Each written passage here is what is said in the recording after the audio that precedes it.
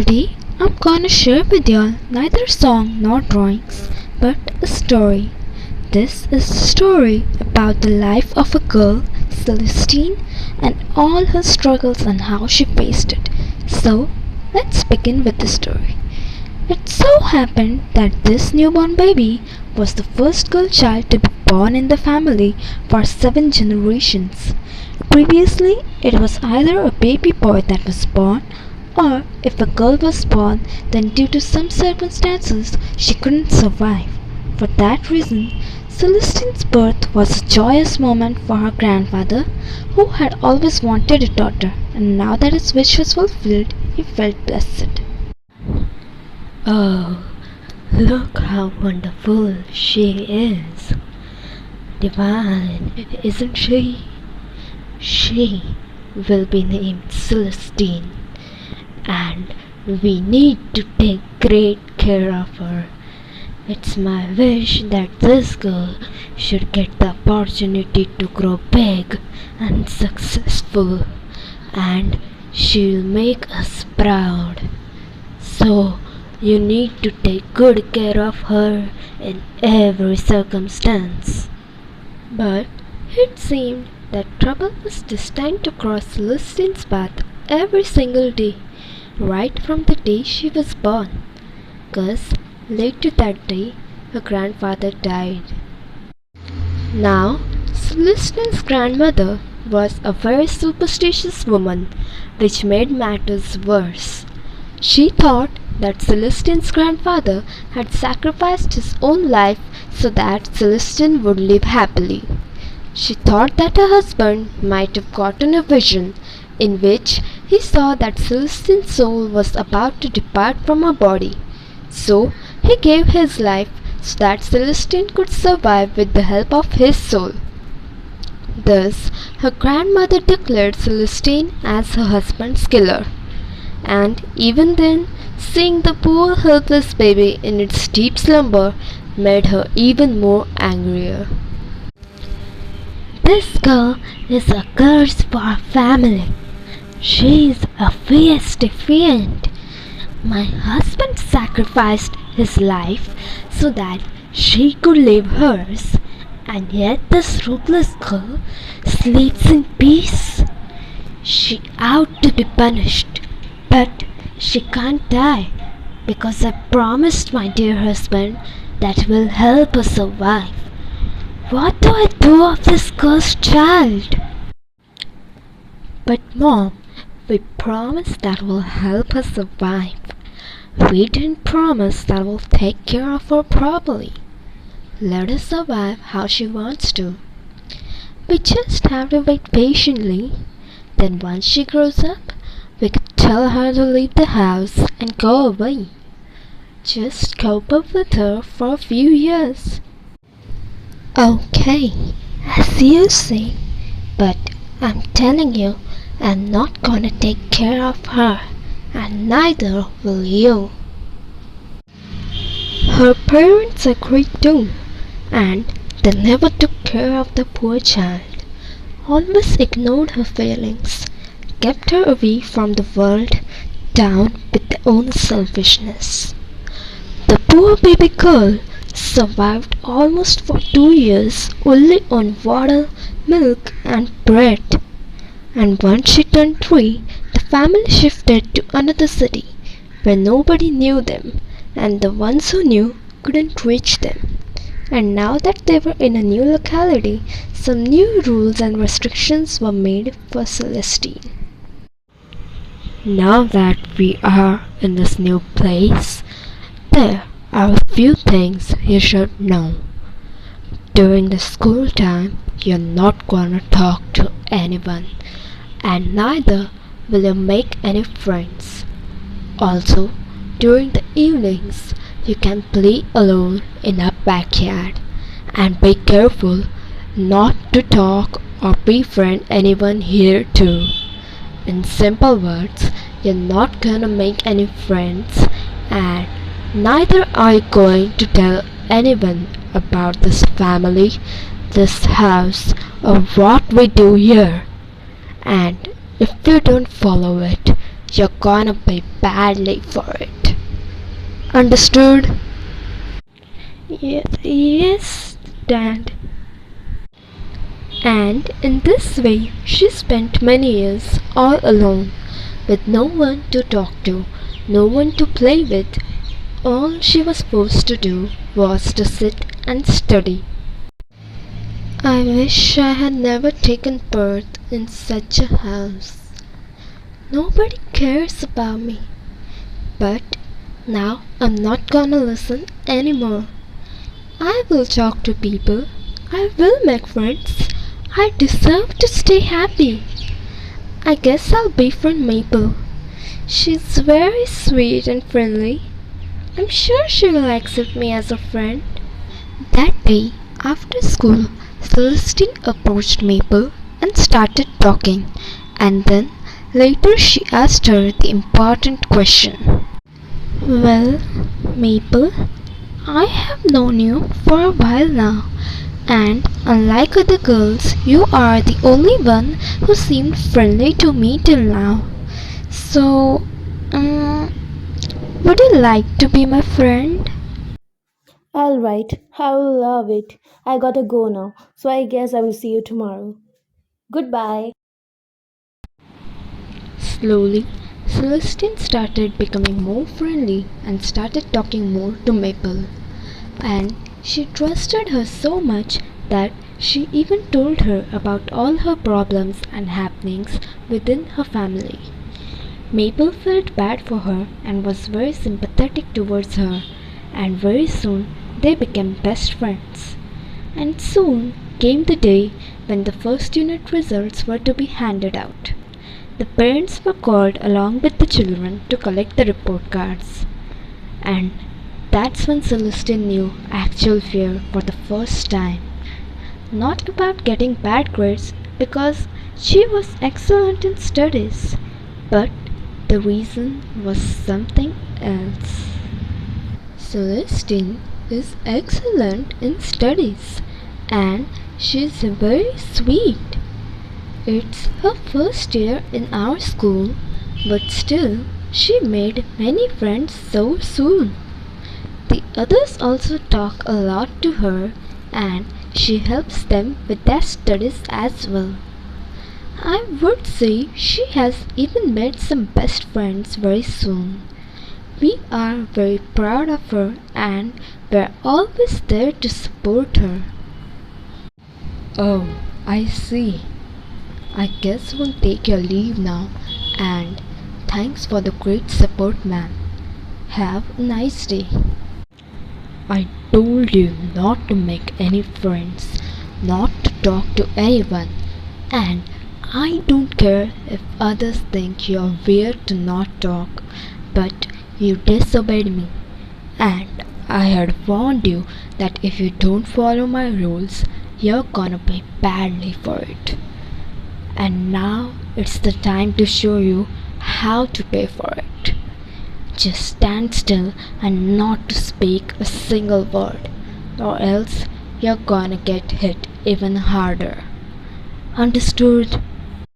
Yes. Celestine's father bit her badly, and she couldn't even open her mouth. The poor girl, she just stood there helplessly, bearing the pain silently. And after he was done, her father locked her in her room and she was grounded for the weekend. And neither her parents nor grandmother showed a single sign of pity towards her. And she was locked inside her room for 2 days without food and water. She cried and cried until she even ran out of tears. Why does this always have to happen with me? New localities, new schools, new tuitions. I don't have to make any friends. I don't have to be recognized or known. Why? Why can't I get at least the little amount of freedom that I deserve? Is this all a test of my patience? or just that someone wants to play with my mind. All I can do is watch everything with open eyes. Dear Maple, this is to inform you that I won't be able to talk to you for a few weeks. Yesterday in the meeting, Selena Miss told my parents that I've made many friends and it's good. But she doesn't know fully about how I'm being treated. So she told everything, and then my worst fears came true. As soon as we arrived home, Mom went into my room and took all my storybooks and puzzles out and put them in the fireplace and lit it. And I couldn't even stop her. Also, I was beaten badly by Dad, and I'm being starved in the house. And I've been grounded for the entire weekend without food or water. Also, this everything because I made friends. So that's why I can't talk to anyone now. So I hope you understand my feelings, and I hope you won't get angry at me. After a few weeks, I'll be able to talk to you, so don't worry about me. Thank you. Regards, Celestine Scotts. Okay, my friend. I will do anything for you. I will be waiting for the time when you will be able to talk to me again. Because now talking to you will be like starving myself. Till then, please take care of yourself and don't worry about anything. Everything gonna be alright very soon. Now the time to put my plans into action. I'm sorry, my dear best friend, but you made a big mistake by telling me about your big problem. Because that's exactly what I'm gonna use against you.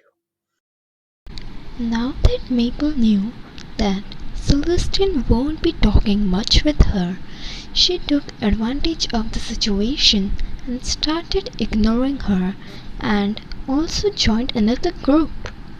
On the other hand, Celestine thought that Maple still considered her as her best friend and that she would never go against her. But what she didn't know was that Maple didn't care about friends, but it was the popularity that came with them which she saw. And just because Celestine was from a wealthy background and was popular in the school, she had become her best friend, because fame and power was all that seemed important to her. I know that Maple won't do anything like this, but nowadays she has started acting quite strange. But I think it may be something else. Otherwise, she won't act such with me. I know she's very good and kind-hearted.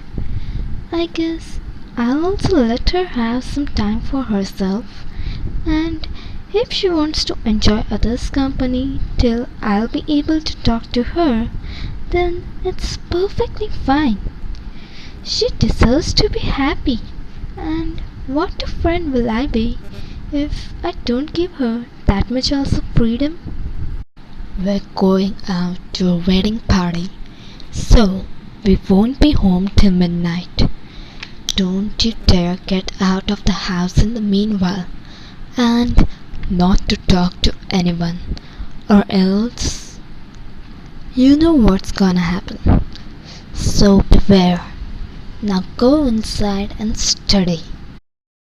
And don't open the door till we come, neither to let anyone in, nor for you to get out. You'll only open the door for the milkman in the evening and quietly take the milk without speaking a single word. Okay. Okay, so even the neighbors are out for a week. So that means I can get out of this house and be able to spend some time with nature. And maybe I'll even make a friend. Making use of the opportunity, Celestine sneaked out of her house and started wandering and reached a hill. It was so fascinating that she couldn't stop herself and walked upon the winding road, glancing and awed at the scenic beauty of the place. And as she was walking, staring at the blue sky, she went and bumped into a girl. Both of them fell and started laughing at their clumsiness. Then Celestine apologized to her and then they started talking. My name is Amelia. I live in Nature's Gem and it's on Latinia Street. Oh, you're my neighbor. I live in Golden Paradise, but I guess I haven't seen you any time. Or, in that case, anyone except for a milkman. Oh, I have seen you looking out of your window at times. By the way, I'm 9 years old. What about you? I'm 11. Oh, nice. Maybe we could play together every day. Then, what do you say? Well, Amelia, from your talks and behavior, you seem to be a very good girl, and I guess it's okay to trust you. So, I'll tell you the reason why I cannot play or get out of the house. So, it goes like. And just like that, Celestine told her the entire story of her life and how she suffers. Amelia felt very sorry for her and also because she couldn't help her in any way. Soon it became dark and both the girls headed home, both thinking about how they could get the chance to meet again. Later in the night, Celestine's parents returned home and they seemed to be very happy about something. From now on, we'll let you talk to people, but be careful not to tell anyone anything about what goes on in this house, or else you'll have to suffer. And you'll be going to tuitions from next week. It's not far away from here, but yet you have to keep in mind no talking to strangers and nothing that happens here should go out of the house, or else you'll be grounded for a month with just bread and water to eat and drink. Yes! The next day, a happy Celestine went to school and told everything that happened the night before to Maple. She even told her about joining a tuition class and about how excited she was. Yes, I can't believe that I finally got the freedom I seeked. Now I can talk to you and make more friends, and that too without any fear. I'm so happy. Yay! Finally, I'm getting my bestie back. Thank God that your parents understood your feeling, and now we can spend much time together. And from now on, your bed time will start.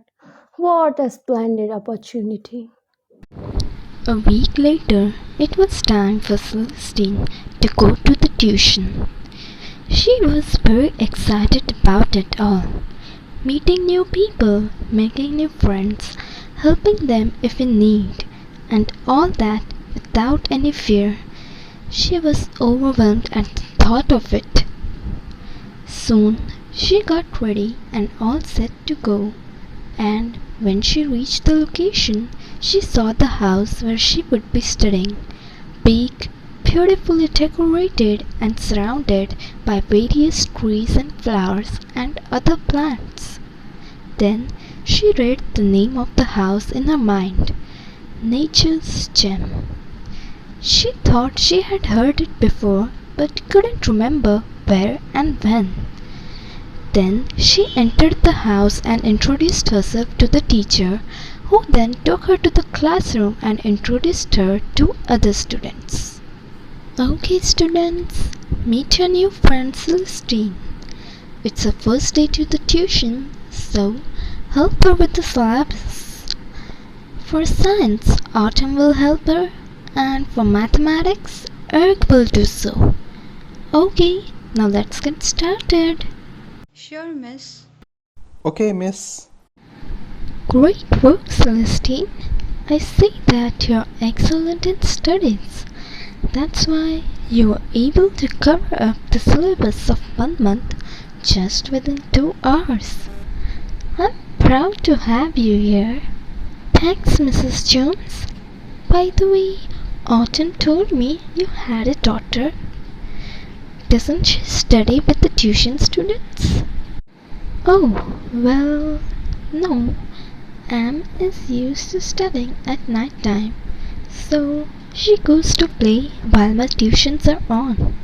But she'll come now as it's almost evening. Okay, miss. I'd be glad to meet her. And soon Am came home, and she entered the class and saw Celestine. And both stared at each other, stunned, while Mrs. Jones introduced them to each other. And all of a sudden, yelling each other's names, they gave each other a bear hug, and both seemed so happy, because Am was none other than Amelia, the girl that Celestine met on the hilltop the other day. Amelia explained to her mom about how they met and knew each other, and then again they grasped each other in a tight hug. Oh my god, Celestine, I'm so happy to see you. I thought we wouldn't get the chance to meet again. And here you are, ready to come here every day.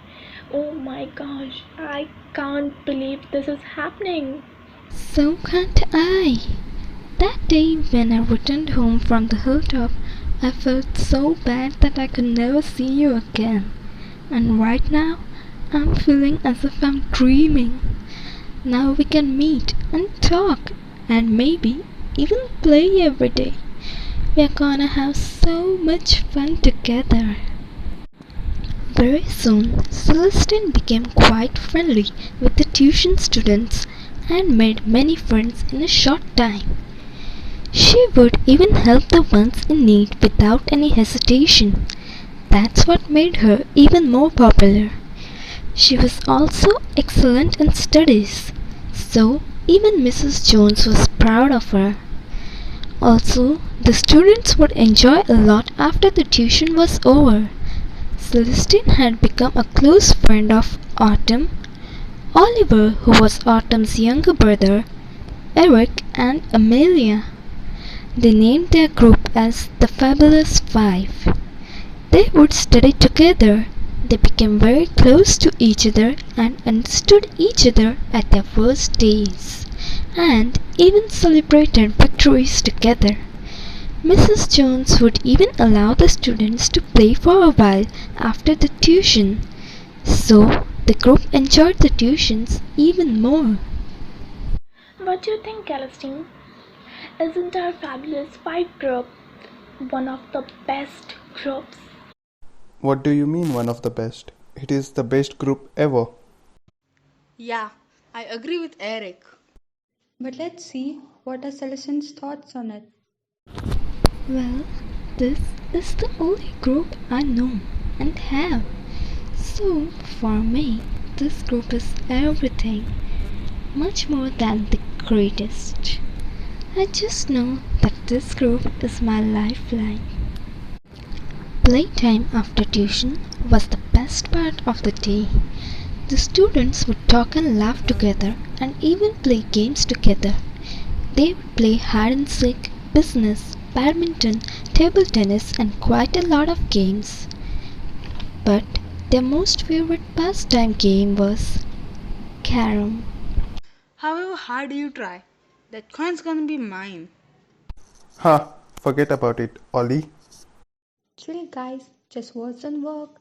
You gotta be good at the game for that. Yep, Autumn is right. And if y'all don't know how to play, then you gotta learn from the masters sitting right here. Just that Am isn't here because of her trip, else she would also have enjoyed a lot. Meanwhile, Maple had started acting quite strange and kinda rude. Hey Maple, could you please lend me a science practical book? Because since I was absent yesterday, I need to complete it. Oh, I would have given, but actually I forgot the book at home. Maybe you could take the book from someone else. I'm sorry, but you know only how clumsy I am. Oh, okay, no problem. I'll take it from Aura. Hey Maple, could you please lend me a science practical book? Please? Yeah, sure. Wait a minute. Thank you so much. No problem at all, Beyonce. Hey Beyonce, could you please help me with the science practicals? Because I was absent the other day, so I couldn't complete my book, and nobody's ready to lend me their book, so could you please help me to complete it? Oh, sure, silly. I'll surely help you. It will be my pleasure to do so. Later, after the classes were over, Celestine approached Maple to confront her and question her about the notebook. But Maple seemed kinda rude towards her. She tried to talk nicely in a calm voice, but the tone was a bitter one.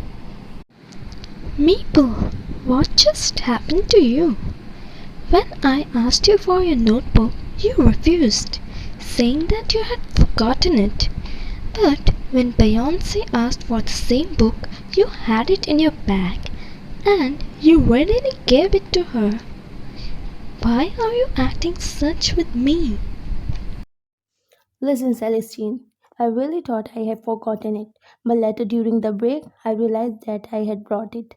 I would have given it to you, but I thought you already finished your work, so I have it to pay when she asked for it. And anyway, if I had given it to you and your parent knew about it and questioned me, then what would I have answered them? Already I've been with you, and I don't want any problem for myself, so I better stay from you and out of this all. I still can't believe it, but I do realize that Maple has changed a lot. She's not the same as before. I guess it's time for me to find a new friend. Now I can't trust Maple as much anymore. Also, Mom and Dad are acting quite weird and always busy with some important work in the library. I wonder what they do there, staying up till late nights. Mom, do you understand how hard it is to lay your hands on it? Everyone knows that it's not easily available in the black market. Even you know that after selling it in foreign countries, benzofury can make you rich overnight. But that you'll be able to do if you get it from us. So all you have to do is come to the spot at 2:45 a.m. and bring the money with you. Our man will be waiting for you with the goods. And don't you dare to deceive us, else you know who Lucifer is. I don't need to explain it to you. What's going on? What is Mrs. Scotts talking about? Black market? Lucifer? What does all this mean? You'll get your answers in the second part. I hope you liked the story. Help the video to reach 100 likes or more than 500 views, and that's the time you'll get the second part of it. Till then, take care, God bless, be safe. Goodbye.